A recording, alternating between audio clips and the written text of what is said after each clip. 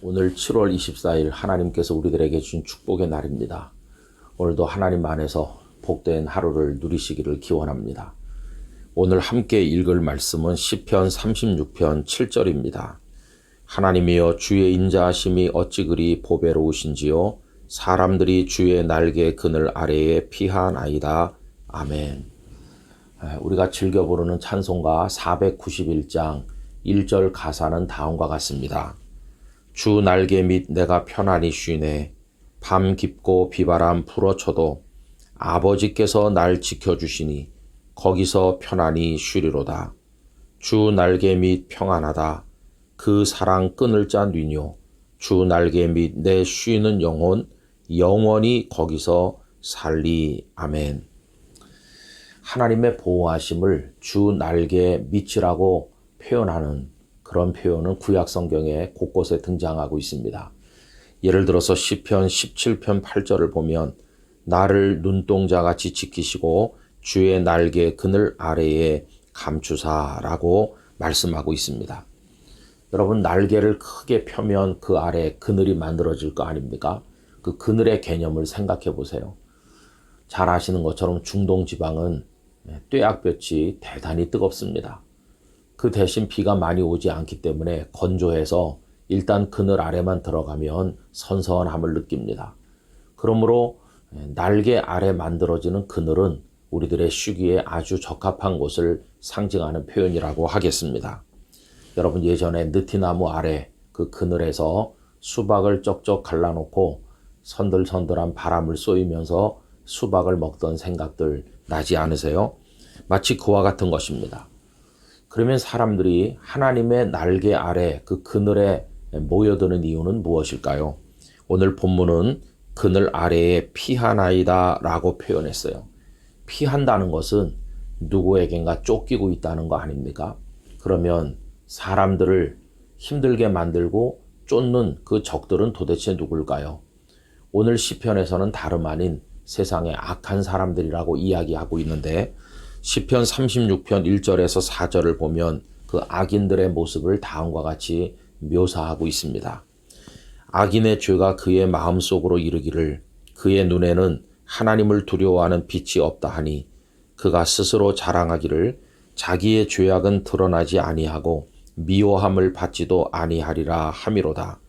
그의 입에서 나오는 말은 죄악과 속임이라. 그는 지혜와 선행을 그쳤도다. 그는 그의 침상에서 죄악을 꾀하며 스스로 악한 길에 서고 악을 거절하지 아니하는도다. 이런 악인들이 의롭게 살려고 애쓰는 사람들을 힘들게 하고 추격하고 죽이려고 한다는 것입니다.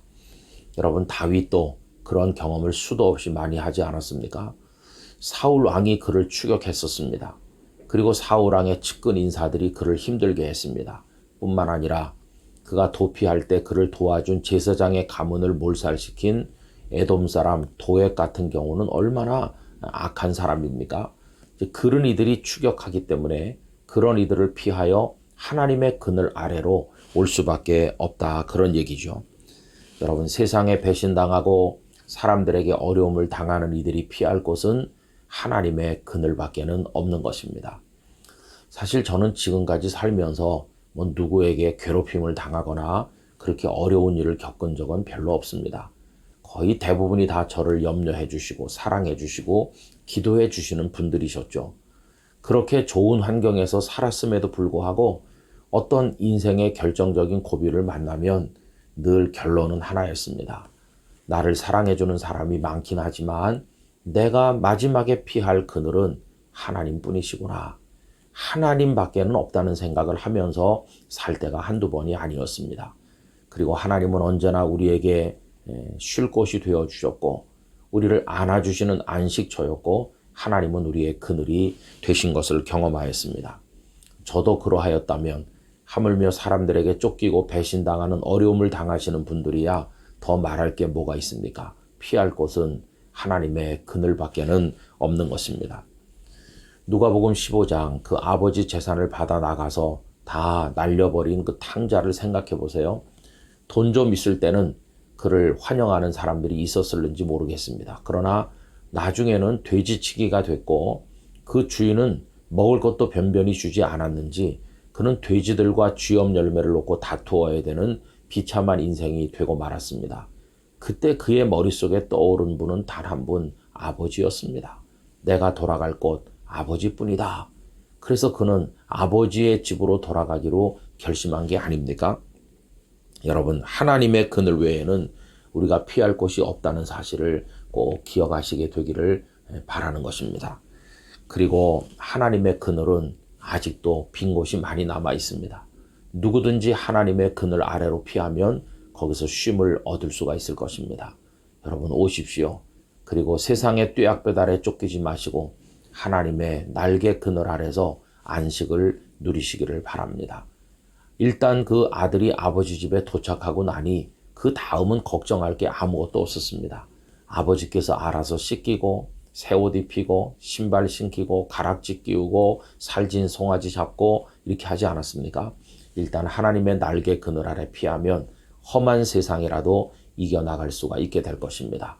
우리 모두가 하나님의 날개 그늘 아래서 쉼을 얻게 되기를 간절히 원합니다. 오 하나님 아버지, 찬양과 경배를 올려드립니다. 쫓기는 자들에게 피할 곳이 되시는 하나님, 뜨거운 뙤약볕과 같은 인생의 고통으로부터 피할 그늘이 되어주시는 하나님 감사합니다. 언제든지 아버지의 날개 그늘 아래 쉼을 얻으며 거기서 회복되며 그 힘을 가지고 험난한 세상을 이겨나가는 저희들이 되도록 은총을 베풀어 주시옵소서. 예수님의 이름으로 기도드리옵나이다. 아멘.